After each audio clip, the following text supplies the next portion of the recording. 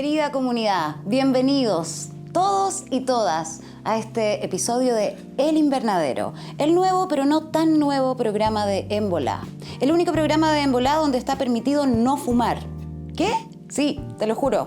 Un programa hecho para los volados que fuman, pero también para los que no fuman y que les gusta tener conversaciones de volados, reírse, hablar de cosas entretenidas, ponerse un chalcito, tomarse un tecito y, por supuesto, acompañar nuestra vida de CBD, ese componente maravilloso de la cannabis que nos ayuda con el estrés y con la ansiedad.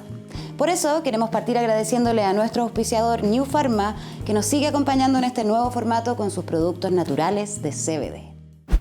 Hoy día tenemos un gran, pero gran invitado, una persona que estamos muy contentos de tener. Es profesor de lenguaje, es cantautor y también es MC. Bueno, tiene un montón de discos y los voy a leer porque no me los aprendí de memoria. Piensa en mí cuando duermes, Súper harto, con eso te digo todo. Gala y del año pasado uno que se llama Fuero Interno.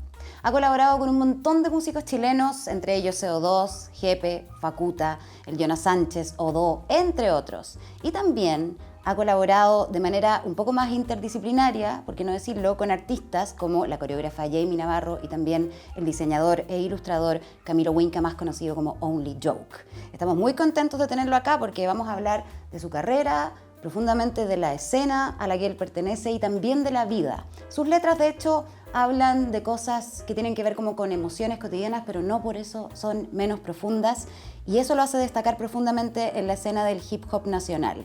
Está con nosotros nuestro queridísimo Felipe Berríos, más conocido como Broncoyote. Bienvenido, Felipe, Bronco. ¿Te digo Bronco o te digo Felipe? Bronco. Bronco. ¿Cómo estás ahí? Muy bien, ¿y tú, Jani? Bienvenido Muchas gracias por acá invitar. al Invernadero, el programa donde nadie fuma, pero tomamos tecito y tenemos esto, las gomitas de CBD. Me dijeron que las probaste igual. Las probé, ¿Y me qué tal? hicieron bien, sí. Ya, No se y- cacha nada, pero como que uno después como Esa que es la duerme gracia, bien. que no se cacha tanto, pero igual Sí. se cacha. Sí. ¿Querí? Ya, por No favor. sé, para que nos relajemos un poco, una gomita para ti, Ya, chuta, bacán. y una gomita para mí. Aquí lo que pase. No me pasa, no sé. Después vamos a ver si nos pega, cómo nos pega. Vamos a ver en un rato más. Mi querido Broncoyote, primera pregunta. Y aunque este es el programa donde no se fuma, obviamente vamos a hablar de marihuana. ¿Cuándo fue la primera vez en tu vida que supiste que la marihuana existía? Yo creo que el 95, 96. O Ya. sea, yo creo que de antes, pero como olerla así como tú cuando vas al estadio. O sea, yo creo que fue las primeras veces. O yo creo que fue la vez que fui a ver los Guns N' Roses el 92. La dura. Ahí Pero fue la como, primera vez que hay sentí un la olor que no marihuana. sé lo que es. ¿Qué es esto? ¿O Claro. alguien te ofreció? No, es que fui con mi papá, po. Imagínate, yo tenía 13 años, po. Yo tenía 12 o 13 años, entonces fui con mi papá, me tuvo que llevar a ver a Guns N' Roses y yo le pregunté, ¿qué es ese olor? Y mi papá, eso es olor a marihuana, me explicó. Te mi papá. explicó. Sí, ¿Y después consumiste alguna vez en tu vida? más grande igual. Sí, ¿no es cierto? Más grande, o sea, yo en general para todas las experiencias sí fui bastante pánfilo y de hecho ocupar un pretérito para eso es un poco injusto, yo lo soy un poco. Todavía. Sí. Y en ese sentido, tu relación con la marihuana, no sé, pues porque de repente nosotros no fumamos, pero igual trabajamos con gente que fuma, y en el medio artístico o creativo, la marihuana muchas veces se usa también como para estimular esos espacios creativos. Sí, un ¿Es algo que te parece que está bien o es para relajarse? ¿Cómo veis como la marihuana en tu entorno, digamos? Bueno, primero estoy acostumbrado que amigas y amigos... los volados. Sí, estoy acostumbrado a las voladas. Claro. Y los volados. ¿Sabéis qué? Tiene algo bonito que es que se da una camaradería alrededor de la marihuana. Tiene una característica que otras cosas no tienen, ¿cachai? Como que esa sensación de pipa de la paz Sí. se da mucho con la marihuana y me gusta y se va a dar igual, ¿cachai? Porque está dentro de mi entorno, a veces como en mi equipo de trabajo, después de un show ya los cabros a veces prenden uno, no sé, o en otros espacios familiares, de amigos, amigas. En el momento del relajo y también de la comunidad. Claro, eso es bueno. Y bueno, y yo, en general, cuando yo he fumado, que he fumado muy poco, pero cuando he fumado he privilegiado esos espacios ya en que uno de verdad está tranquilo, ¿cachai? Como que no que estés carreteando, sino que estáis en un espacio Seguro. casero, en que te podéis comunicar de manera confiada, ¿cachai? Con gente que conoces bien. Ese ha sido en general el marco de mis pocas experiencias fumando. Y hablando de primera experiencia y ya pasándonos directamente a la música y un poco lo que tú haces, que el rap o el hip hop, ¿qué fue lo primero que escuchaste como de rap o hip hop? ¿Fue algo chileno o fue algo extranjero? ¿Qué fue lo que primero te atrajo a este estilo de música y a esta cultura finalmente? Como canción, bueno, las primeras experiencias escuchando hip hop fueron en Australia porque mi mamá vive allá desde el año 90 y yo el 94 fue el primer año en que yo vivía allá con ella. Y el hip hop allá estaba mucho más cercano al mainstream que acá. Acá todavía estaba entrando muy de a poco a las radios, por ejemplo. Había algunas cosas, pero ¿Qué cosas había poco. chilenas en esa época? Yo creo que ya había sonado la pose latina en esa época en la radio. Los Panteras poco, pero habían sonado porque eran muy famosos, pero eran muy under. Pero eran muy under, sí, po. ¿Cachai? Entonces, obviamente de Kirusa ya había sonado a esa altura. Tiro de Gracia no todavía. Estaban ahí, aparecieron los primeros demos de Tiro de Gracia ya por esos años, pero claro, era una cosa muy, muy under, que se pasaban los cassettes copiados así, no sabía qué copia era la que te llegaba, podías hacer la copia 50, ¿cachai? Claro. Como de partir del original. Y el hecho de que se escuchara así de mal y fuera así de oculto lo hacía algo muy especial. Pero en Australia estaba más cerca del mainstream y me acuerdo que la primera canción que escuché fue Regulate de Warren G, que es una canción que todavía la escucho y me emociona. Y como disco yo diría que el Black Sunday de Cypress Hill y ahí también hay una relación con la marihuana porque 2 años después vi a Cypress Hill vinieron a Chile por primera vez, el 96, y me acuerdo que claro, estaba como tema la marihuana muy fuerte, ¿cachai? Como que había un olor fuertísimo de marihuana ahí en el... Que ellos tienen en todo su Caupolicán. discurso, en sus letras, como activistas también del tema. Sí, pero también una cosa mucho más relajada que yo creo que se generó en los 90, como una cosa más integrada en la vida, como contrario a ese imaginario como criminal de las drogas que venía desde la dictadura. Yo encuentro que en los 90 se empezó a diluir un poco, ¿cachai? Como que es parte de la vida de la gente. Y ellos desde California venían con esa claridad. Con una actitud bastante más relajada, tenéis razón, más amable. Más amable, o sea, como riámonos, ¿cachai? Como que de repente, no sé, me acuerdo que alguien, no sé si fue ese concierto, pero a alguien le pasó como un caño gigante y todo el Caupolicán cagado la risa, ¿cachai?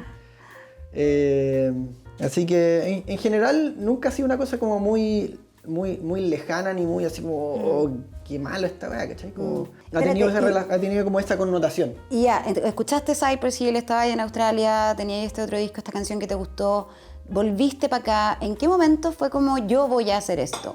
Porque una cosa es como escuchar algo o tener un gusto, pero otra cosa es decir, parece que yo me voy a dedicar a esta cuestión también.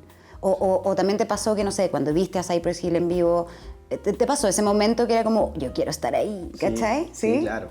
O sea, vi a Cypress Hill en ese mismo festival, vi a los Ilia Kuriaki, ponte tú, que estaban en la gira El Chaco, en 96. Entonces, sí, pues ya me empecé a imaginar como ser parte de eso. Mi familia es súper musical, o sea, mi papá, mis hermanos, todos tocan guitarra. Yo nunca aprendí a tocar guitarra, ¿cachai? Entonces me sentía súper músico, pero sin ejecutarlo, y hasta el día de hoy como que no soy instrumentista de nada, ¿cachai? O sea, hago mis pistas, por supuesto, pero esto es otra temporalidad. De otro acercamiento, claro. También. Fue para mí una oportunidad de hacer música yo, como en mis propios términos, dado que no se hacía en mi entorno. Entonces yo con mis caseteras, así como me acuerdo que nos compramos un vinilo de puros breakbeats y armando pistas y sampleo así de una forma bien artesanal, pude finalmente hacer mis primeras canciones. La primera tiene que haber sido como para un trabajo del colegio, ponte tú. ¡Qué buena! ¿Cachai? ¿Y te acordáis cómo era? ¿De qué era? ¿De qué era el trabajo? Era que el ramo se llamaba Crisis Históricas. Era como el paso de la antigüedad a la edad media y todo. ¿Y qué hiciste? ¿Como un rap de la crisis histórica? Sí, hice un rap de la crisis histórica. Crisis histórica, gran interrogante. Genial, porque me imagino que no todos los cabros que estaban ahí, tus compañeros, hacían trabajos tan creativos, ¿no? Como las disertaciones y todo, y tú llegaste con un rap, ¿o era algo usual? No, es que ese profe era bien, como que era súper incentivador de la creatividad. Entonces, era ya al final del semestre, después de las pruebas y trabajos normales, venía como el trabajo final, que era como, ya, hagan uno como acorde a quienes son ustedes o a sus intereses. ¿Cachai? Un saludo ahí a Nelson Montaldo, Qué importante esos profes, sí, en la vida de uno. Que nos incentivó a eso y yo, claro, se me ocurrió hacer esta canción por ahí. No sé si fue la primera, pero por ahí fueron las primeras experiencias de hacer canciones y cuando salí del colegio ya como empecé a jugar un poco más, jugar en serio a esta cuestión de a poquito. Así. ¿Y te metiste como en la escena del rap? En ese momento me imagino que tal vez era más under, como comentábamos recién. Y también dentro de esa pregunta, preguntarte al toque, ¿cómo ha cambiado la escena del rap o del hip hop chileno desde que tú empezaste hasta ahora? Porque tú también has atravesado, eres de una generación más grande, digamos, y hay cabros más jóvenes haciéndolo también. Claro. ¿Cómo has visto esa evolución del rap en Chile desde que tú partiste hasta hoy? Bien, la verdad es que yo cuando empecé a rapear no me sentía parte o no sentía que fuera posible ser parte de la escena del hip hop. Yo sentía que era algo mucho más de barrio. Yo en ese momento vivía, no sé, cerca de Tobalá con Vespucio, ¿cachai? Como en un sector de Santiago ya relativamente central, ¿cachai? Como, claro. Entonces yo decía como, no sé, no siento que yo pueda ser parte de esta fuerza periférica tan importante, sí, ¿cachai? Entiendo, sí. Entonces yo me sentía un poco barzudo estar rapeando, así que era un poco para mí, para mis hermanos, para mis conocidos, ¿cachai? Así partí. Y lo fui desmitificando y fui dándome cuenta que era una cosa mucho más abierta y mucho más rica y heterogénea de lo que yo percibía en un primer momento, ¿cachai? Que era una cuestión súper... No era una cosa tan ruda, ni tan cerrada, ni tan violenta, al contrario. O sea, yo los primeros conciertos, la primera vez que vi a Tiro de Gracia estaba toda la DMS, es una sensación como de amistad y como de progresismo, así como tan impactante. Y creo que la evolución del hip hop ha sido desde ahí, de hecho, o sea, como a diversificarse, a hacerse cada vez más heterogéneo, al punto de que personalmente yo no creo que exista el hip hop como un movimiento a esta altura, o de hace rato, ¿cachai? O como una movida cerrada, sino que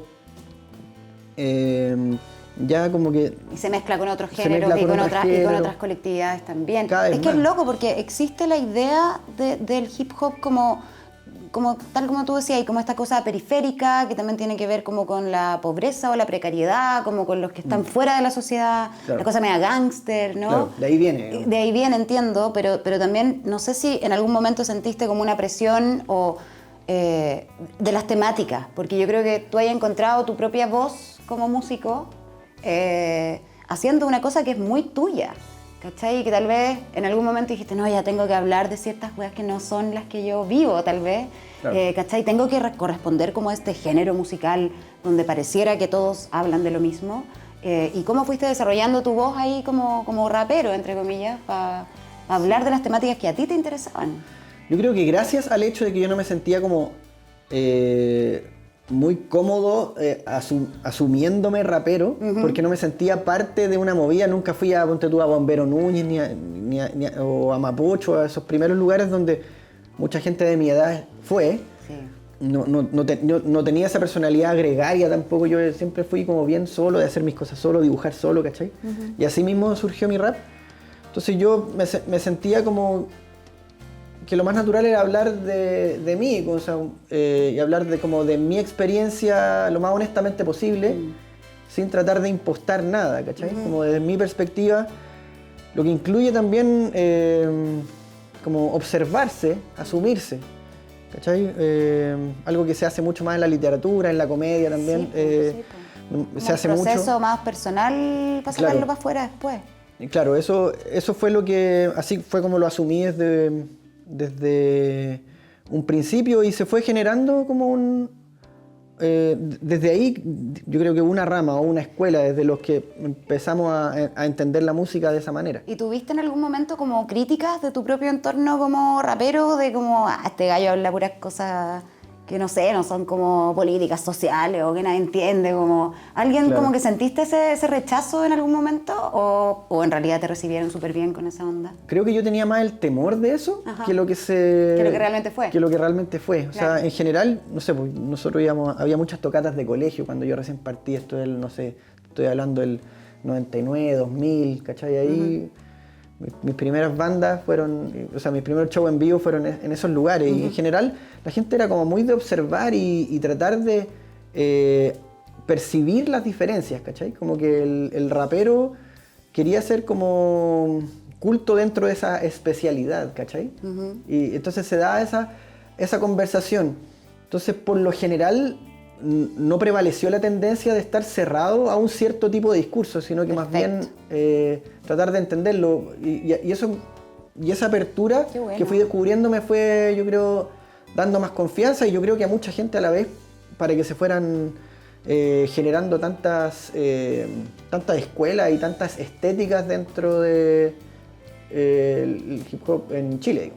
¿Y qué opináis del trap? ¿El trap está cerca de como género? ¿Es como un subgénero? ¿Es un género hermano, primo hermano?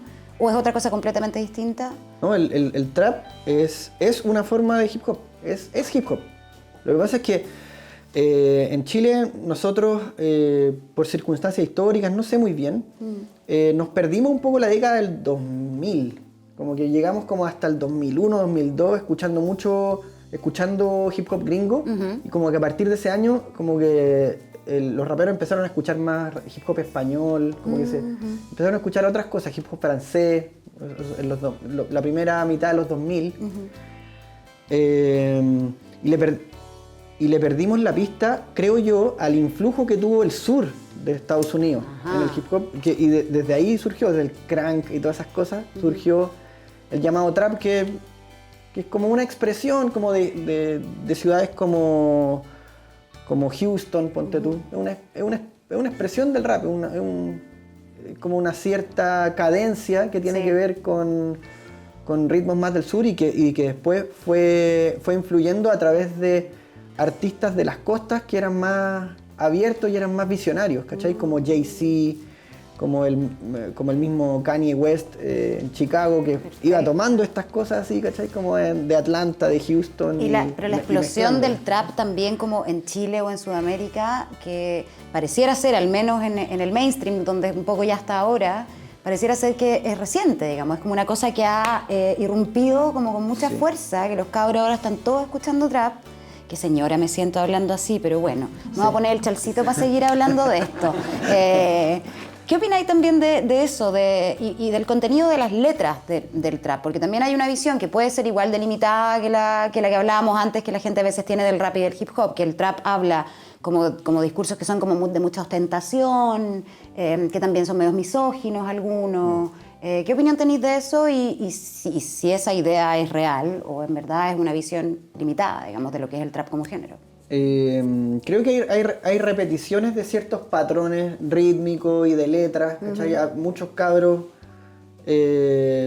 ensayando al principio quizás se van a la segura, y en ese sentido, claro, hay ciertos estilos que se repiten o se han repetido por muchos años, pero creo que ahora los cabros están empezando a romper con eso. Ya ha habido suficiente diferencia dentro de esta nueva corriente de la música urbana, y podemos de verdad encontrar distintas voces, distintos discursos, sí. e incluso como otras formas de ver los mismos temas, o sea, como otras formas de ver, no sé, pues, la sociabilidad, cómo se enfrentan ante la autoridad, la sexualidad, como que hay matices, y nada, yo igual tengo harto respeto por la generación nueva, y he colaborado un poco, ¿cachai?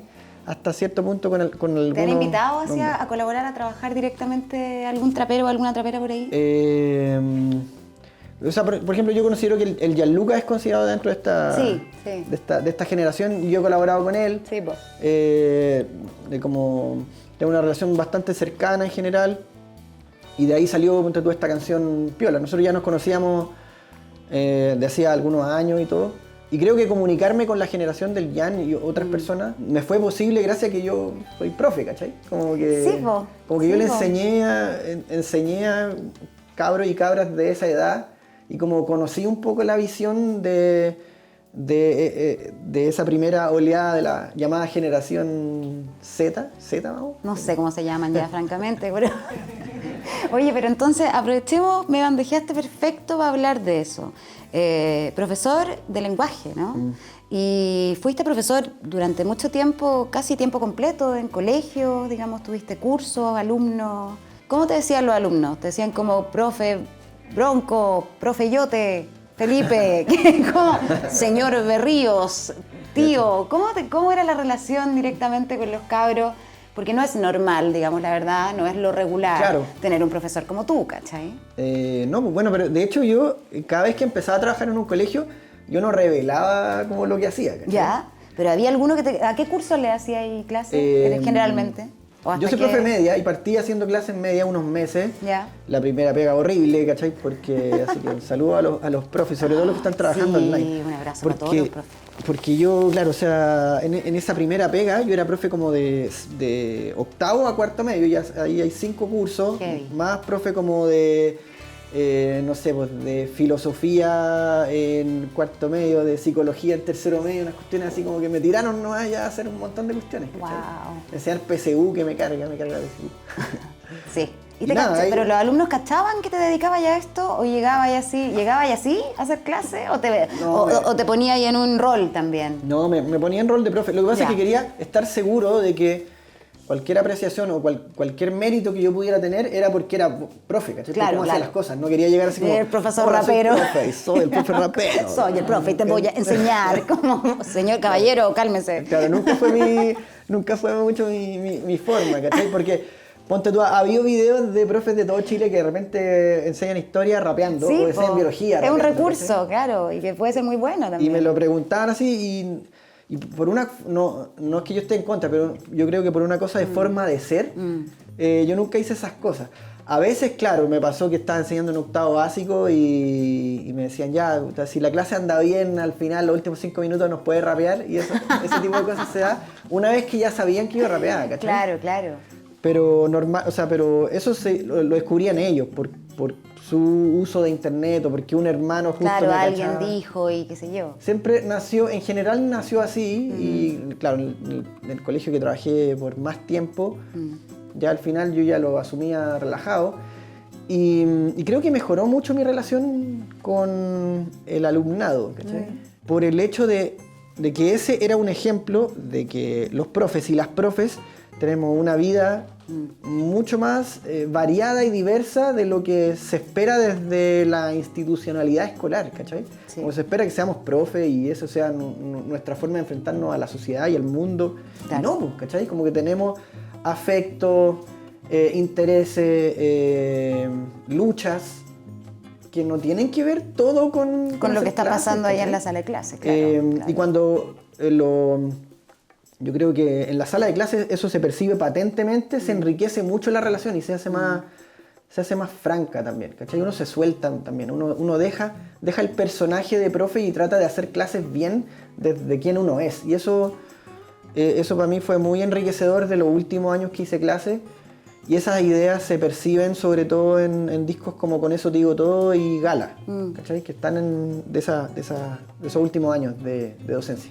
Entendiendo que ser profe es súper difícil y aprovechando obviamente de mandarles un gran aguante a todos los profes chilenos porque además de ser una pega muy dedicada y requiere mucho amor, mucha vocación, claramente en estos tiempos de pandemia no ha sido fácil para ellos. ¿Qué es lo que más odiabas de ser profe?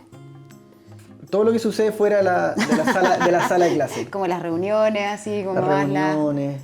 O sea, me carga que no se pague pague tanto tiempo. O sea, uno tiene que corregir tanto material, tiene que preparar tanto material bien. Yo igual era súper como minucioso para hacer las pruebas, ponte tú, ¿cachai?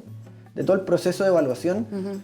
Eso es muy parte de la pega y eso es como, no, eso es tu tiempo, ¿cachai? Claro. Que no esté como valorizado realmente el trabajo inmenso que se hace. Que no es solo lo de las clases, o sea, no es solo estar en la sala de clases. Es N pega más fuera de eso también. Mucho, o sea, y yo, claro, de repente estuve en colegios particulares, o sea, el último colegio en que trabajé, el Trehuelas, que es un colegio particular del sector oriente, ¿cachai? Pero imagínate en otros lugares de Chile y de Santiago que todo es mucho más precario en ese sentido, en el sentido como del tiempo para planificar y más todavía si tienes hijos y tienes otras situaciones sociales como apremiantes o problemáticas, como profe, digamos. Sí. O sea, es dura la docencia, es poco valorada, y yo diría que eso me carga. Y como hay una cosa sistémica, hay una consecuencia también en las relaciones entre profes, ¿cachai? De tratar de hacerse la vida más simple, pero a veces eso como que desarma como justamente la organización dentro de un colegio, ¿cachai? ¿Y qué es lo que más te gustaba? Como también pensando en por qué alguien querría ser profe hoy, ¿cachai? Como entendiendo todo lo que estamos hablando y lo difícil que es, ¿qué es lo que tú podrías mencionar? ¿Qué es lo que amabas de ser profe y que es realmente la satisfacción de ese trabajo? Porque yo lo amo porque es diálogo concreto, literal, con tu audiencia, ¿cachai? Qué bonito. No es solamente una audiencia realmente, como que es una conversación, tú estás ahí.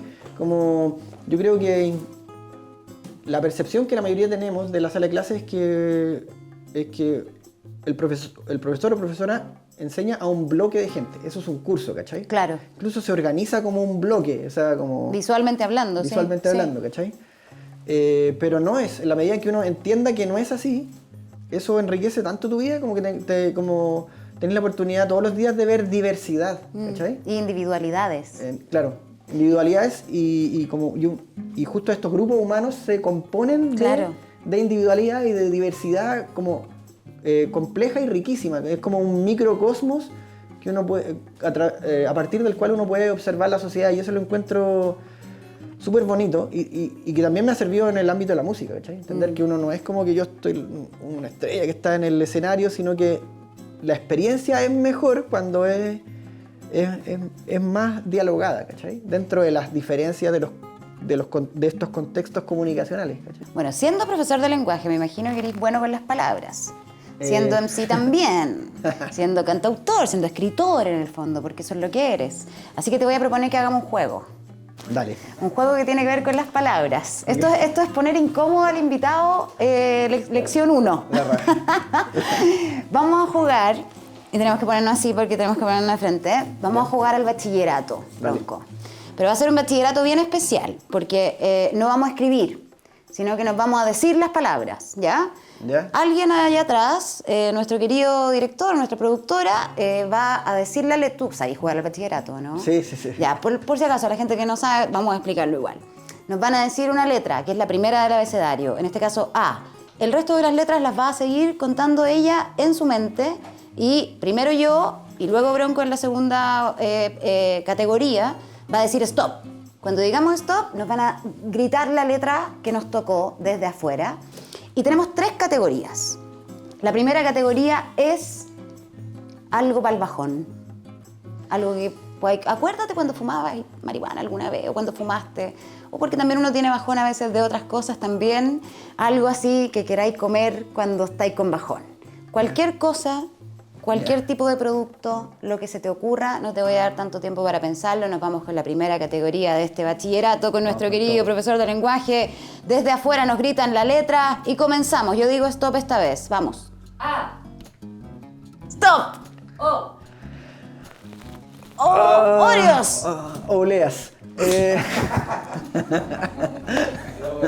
Igual es mejor oblea. Es mejor oblea porque yo dije una marca, perdí. Ya ganaste, vamos. Vamos, está bien, vamos con la segunda categoría. Segunda categoría. Esta es música para escuchar volado. Ya. Okay. Música para escuchar volado. Ahora tú tienes que decir stop. Okay. Van a decir la letra desde afuera. Ok. Vamos. Démosle. A. Stop. ¿Qué? Guns N' Roses. ¡Ah! Iba a decir Kenny G. Nada que ver, pero igual sirve, ¿no? Igual. Bueno, pero es el apellido. Sí, igual es buena música sí. para escuchar volado. Sí, porque es G, es súper G, claro. Es súper sí. G. Sí, Encuentro que para escuchar volado es mejor Kenny G que Guns N' Roses. Como que Guns N' Roses igual me puedo volver un poco mono escuchándola volado. Es más de volado. ¡Gané! Es más de volado que Kenny G. Tercera categoría de este bachillerato improvisado. Cosas que odias. Cosas que odias que hagan otros, cosas que odias de ti mismo, cosas que odias de este país. Mira, hay tanto que odiar. Hay mucho que odiar. Mucho que odiar. Aquí de hecho podemos hacer 2 vueltas, porque yo creo que no nos va a sobrar. Ahora digo stop yo de nuevo. Dale. Vamos con la letra. A. Stop. C. Odio... Chuta, Era la más difícil. La sé. La Constitución. Odio la Constitución. Pero la de ahora, no la que están escribiendo. No, es que no puedo superar eso con nada. No puedo superar eso con nada. En este bachillerato gané, señores. La condición de... Caminar lento. Caminar lento, sí. No, a mí me gusta caminar lento. No lo odio. Odio cuando los demás caminan lento y yo voy apurada. Eso es distinto. Claro. Salud. No se puede ver nada más que la Constitución del 80. Excelente. Bueno, gané el bachillerato, pero no importa, tú jugaste fantástico, mi querido Bronco. Volviendo al tema de la música, bueno, sacaste un disco el año pasado. Comer en el cine, eso es. Comer en el Claro, cine, tenés toda la razón. Perdona, No, excelente. ¿Sabéis qué? Te entrego el triunfo, porque la Constitución es demasiado obvio, en realidad, comer en el cine. Sí. Y la gente, por Dios, que come en el cine. Sí, parece que me venden, weá. O conversar en el cine también. Hay que saber la gente que comenta las películas como, oye, qué increíble lo que acaba de pasar, ¿ah? O las que preguntan, como, ¿en serio le dijo eso? Anda a ver a tu casa la cuestión, como francamente. Netflix en Chile. Claro, Netflix en Chile, no vengáis al cine. Ya, cuéntame en qué estás ahora, cómo te fue con el disco el año pasado, también qué está pasando en esta apertura extraña que estamos viviendo, medio inesperada y como que da un poco de terror, pero también felicidad, en que se están abriendo los escenarios de nuevo, estáis volviendo a tocar en vivo, todo eso cuéntame. Bueno, evidentemente el lanzamiento de mi última producción, Fuero Interno, se dio en pandemia. Sí, pues, en plena pandemia. Y esta circunstancia como que ayudó a terminarlo, digamos, como que venía tocando harto y no me imaginaba cómo iba a poder hacer compatible esto de tocar tanto cada 2 semanas, con el estrés que a veces eso significa, porque igual puede ser estresante, ¿cachai? Sí. Porque la cultura ya sabemos que es precaria también, entonces hay que enfrentarse a esas precariedades o problemas o desacuerdos en todo momento. En fin, sí, yo no sabía cómo iba a hacer compatibilizar eso con terminar el disco y por suerte como que me dio un break para poder terminar de editarlo. Yo ya lo había grabado, lo había en su mayor parte, obviamente ya lo había escrito, había algunos arreglos que agregar, algunos invitados e invitadas todavía que incorporar y me sirvió para eso un montón, para enfocarme nuevamente en otras cosas a las que quería darle más tiempo, sobre todo la familia. Y bueno, en ese contexto salió Fuero Interno y como que acepté que así sería, ¿no? Como que acepté que ese era el momento en el que iba a pertenecer, digamos. Sí, pues así lo aceptamos junto con el sello, con Quema su Cabeza, por donde salió el disco. Y que el lanzamiento iba a ser cuando pudiera ser, ¿cachai? Yo no estoy ni ahí con hacerlo por streaming porque es algo demasiado valioso para mí. Entonces quiero hacerlo cuando realmente pueda ir un público, se pueda justamente disfrutar y de manera gregaria, como veníamos. ¿Y hay posibilidades de eso ahora? Hay posibilidades, ahí las estamos estudiando. Estamos superando ciertos desafíos, pero esperamos que eso se pueda dar dentro de esta ventana, que ojalá sea más que una ventana, ¿cachai? Sí, ojalá ande bien. Así que eso, estamos volviendo, ya he tocado en vivo en algunas cositas, sobre todo streaming, pero ya se empieza a vislumbrar la posibilidad de enfrentarse a público y... ¿Y lo echáis de menos? Sí, lo echo de menos,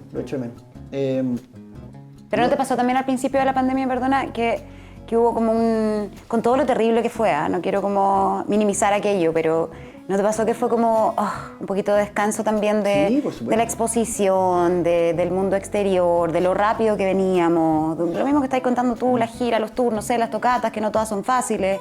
Un poquito la oportunidad de estar más para adentro, ¿también la recibiste como con alegría un poquito? ¿Y ahora echáis de menos por lo mismo volver a tocar? Sí, por supuesto. O sea, estuvo bueno ese break. O sea, me hizo sentir así. A veces uno se siente un poco como haciendo el mono en distintos escenarios, como cuando estáis haciéndolo mucho. Y no es que no lo disfrutes en su momento, puede haber momentos muy ricos de todas maneras, dentro de ese cansancio y todo lo que implica, pero como que me faltaba el sentido y creo que el tiempo que hemos tenido me ha servido para eso. ¿Y te ha servido desde lo creativo también, como para empezar ya a hacer más temas, a pensar en un próximo disco? Sí. ¿En otros proyectos también? Sí, como me he dedicado mucho a pensar cómo quiero hacer lo siguiente, o sea, como no descuidar esa fase de preproducción que ya es antes de que incluso toques una consola o te pongas a escribir ¿quién quiero ser? ¿Cachai? Ahora, pasado mis 40, ¿quién quiero ser haciendo música? Como que, porque después uno tiene que defender eso que uno crea. Sí. Entonces, tienes que asegurarte de que vas a ser tú en todo el proceso, no solamente ahora. ¿Cachai? Como que a eso le he dado mucha cabeza y me siento satisfecho y esperanzado con las ideas que he ido madurando en estos últimos meses, sobre todo. Qué buena. Qué bueno. ¿Te pegó la gomita o no? Un poco, a lo mejor eso es, a lo mejor eso es. Oye, mi querido Bronco, tenemos una penúltima pregunta que tiene que ver con una selección múltiple. Y volviendo un poco al tema de ser profesor, si ahora estuvierais haciendo clases de nuevo, ya pongámonos en ese escenario, y si mañana no podéis ir a hacer clases, por X razón o motivo, ¿quién y por qué, con justificación esta respuesta, te debería o te gustaría que te reemplazara? Ya. Alternativa A, el profe Massa. ¿Ya? Alternativa B, el profesor Rosa. Alternativa C, el profesor Salomón. Ya. Con o sin tutututu, ahí tú ves. Alternativa D, el profesor Girafales. Mucha alternativa. O no sé, Snoop Dogg, francamente. Yo me quería con el profesor Rosa. Yo creo que lo valoro. Era buen profe, es buen profe, los dibujos y toda la onda. Sí, era buen profe. Seco, po. Dejó algo a una generación. Sí, importante. a la mía, sin ir más lejos, claro que sí. Me acuerdo que él vivía yo cuando chico vivía en el Arrayán y él vivía también allá. Pues, y también pasaba como en su descapotable rojo, ¿cachai? Como que siempre tenía sus facetas. Iba en arena y después, claro, las desarrolló una vez que... Cuando salieron cayó en desgracia, los bloopers. Por sus bloopers. Es que eso fue igual como que se rompió ahí pero fue bacán, se rompió como un mito como de este profesor Rosa, como de los niños, pero también abrió un personaje máximo que era esta otra persona del convertible, de la talla, del chiste subido de tono. Sí, como y que el tipo también se reinventó por ese lado, o sea, claro. Un gallo creativo también. Se adaptó. Sí. No, como que aprovechó incluso como sí, de dónde total. venía todo esto de los bloopers. Como que, más encima como que siempre fue así. Fue una oportunidad para hacer... Para hacer realmente, para abrir una ventana a su ser, claro. Claro que bueno, el tipo de humor y el tipo de espacio en que está es bastante cuestionable. Claro, uno puede discutirlo, puede gustarte o no, pero... Pero bueno. Pero entonces, si mañana no pudiera ir a clase, te reemplaza el profesor Rosa. El profesor Rosa. Estupendo. Y como profesor Rosa, no como ya... No, claro, como profesor Rosa de aquellos tiempos sí, también. que vuelva con fuerza, sí. Sí, muy bien. ¿Y con Guruguru o solo? ¿O con que Don Carter? Guruguru es otro nivel. Guruguru pasó como ya históricamente a otra posición en la televisión chilena, así que...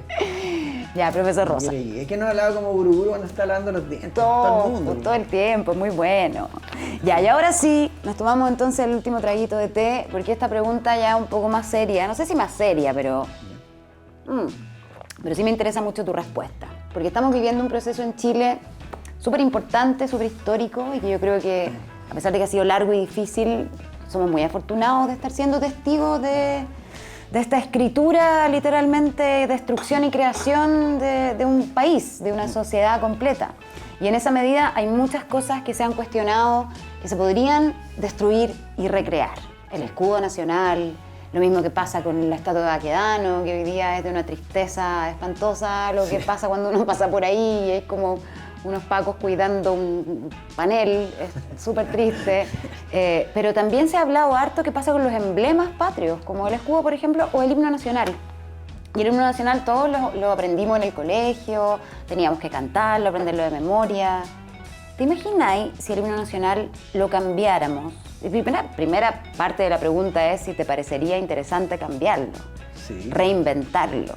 Y si así fuera, ¿qué artistas, qué músicos o qué compositores te gustaría que hicieran un nuevo himno nacional chileno? Letra, música o las dos cosas. ¿Cómo es tu fantasía de un himno nacional para este nuevo Chile? Se piensa en una dupla. ¿Ya? Una dupla, igual que quienes escribieron el himno nacional eran dos, ¿no? Claro. Acá también pienso como en en Ana Tijoux y en Pablo y la Vaca. Está la respuesta buena. O sea, pienso en ellos porque, bueno, la Ana evidentemente como que es capaz de como convocar el sentir de tanta gente de una forma tan potente y tan de corazón. Sí.